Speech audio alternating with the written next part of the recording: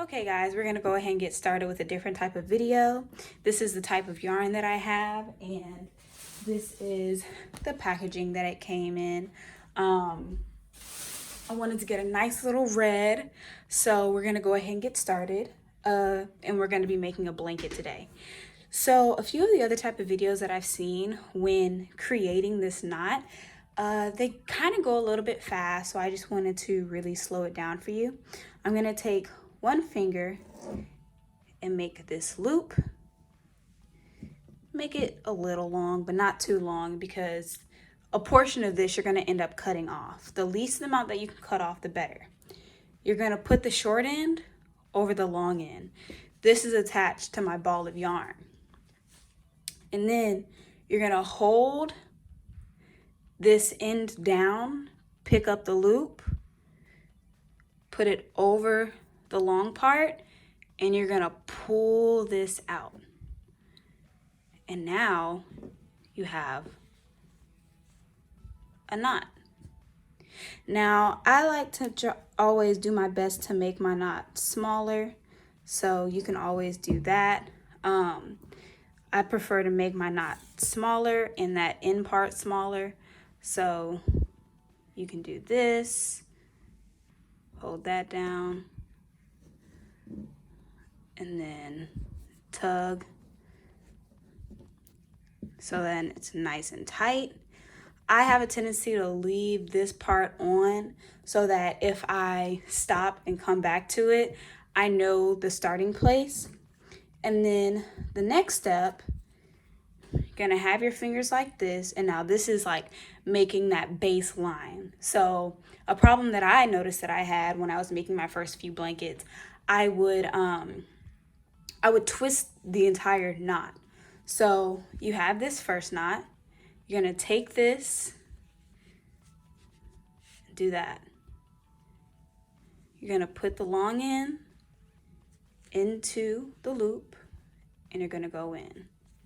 And do your best not to twist it. Like when I say twist it, I mean going like this and then going like this. Did you see that? So the first one, I'm coming from the front, and the second one, I came from the back. That's a no-no. It's gonna end up twisted. So you want to do your best to keep it forward or backward if you so please. Just remain consistent. So you're gonna do this, coming from the front again, do this, gonna come from the front again, pull it through, front again, pull it through. And then it just becomes very repetitive. I like to have a little bit of space in mine, because you'll see in the next step, we'll be using these loops to get further along. Now, some people like to say, okay, I'll make 14 knots, I'll make 22 knots, I'll make 25 knots. Personally, I like to have my tape measure near so that I can just measure 50 inches, 60 inches, so on, so forth. And we're just gonna keep pulling this through.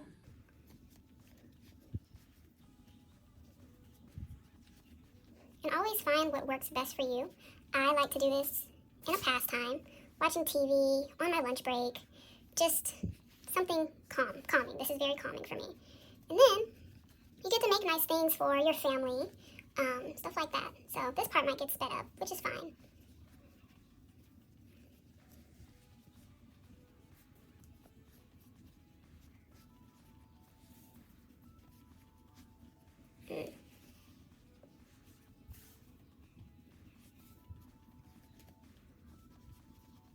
And by the way, this could easily go differently for you.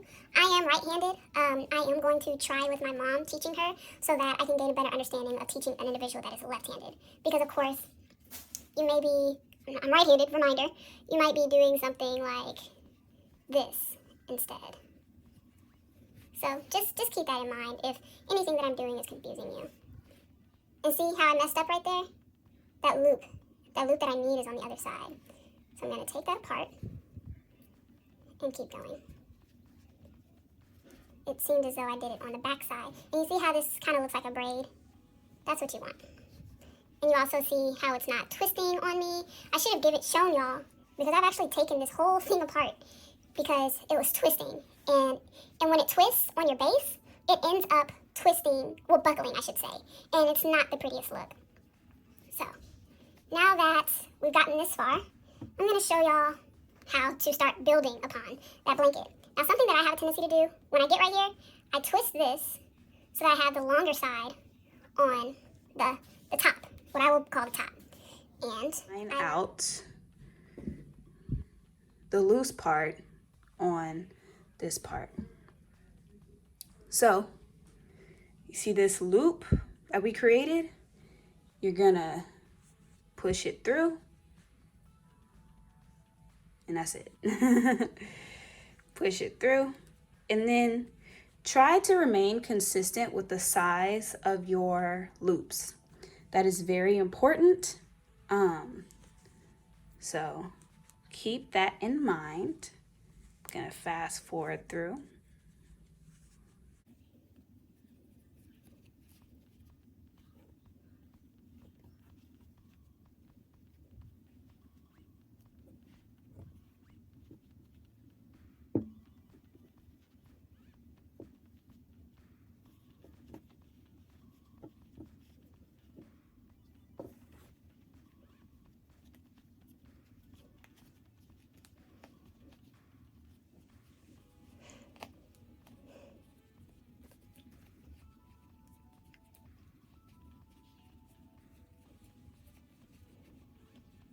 And always remain consistent on which side you push it through. For example, I've been pushing it through the front. You don't want to come around the next one for this specific case and push it through the back. You want to remain consistent. Now, there might be other styles or types where you do want to alternate it on each time, but for this specific variation, I will not be alternating it through. I'm going to stay pushing it through the front, and that'll be what I do. And you see how fast it goes? I'm already close to the end.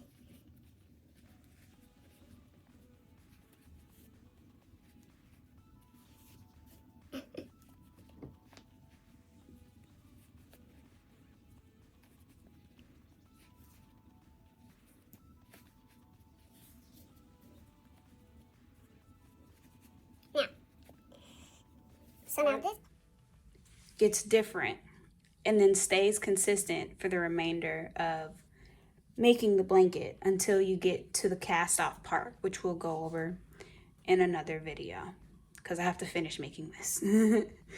Well, I'll just attach it. That'll be better. But now you see you have all these loops, and now we're over here. The extra piece is at the top, and all you're gonna do, now I do have a tendency to do this. I'm gonna push it through the front again. Now keep in mind, if you want to make these like super loose, by all means, just be sure, just understand that your blanket will have larger holes. The person that I'm making this for prefers to have a lot more coverage, so I'm going to be making these holes fairly small on this blanket. But that's all for now. That's all for now. Hey our fam, this is the finished product of the blanket. It is a 50 by 60 inch blanket and it was for my mom. Please stay tuned for the cast off video, and thank you all so much for watching. Be sure to like, share, and subscribe. Bye y'all.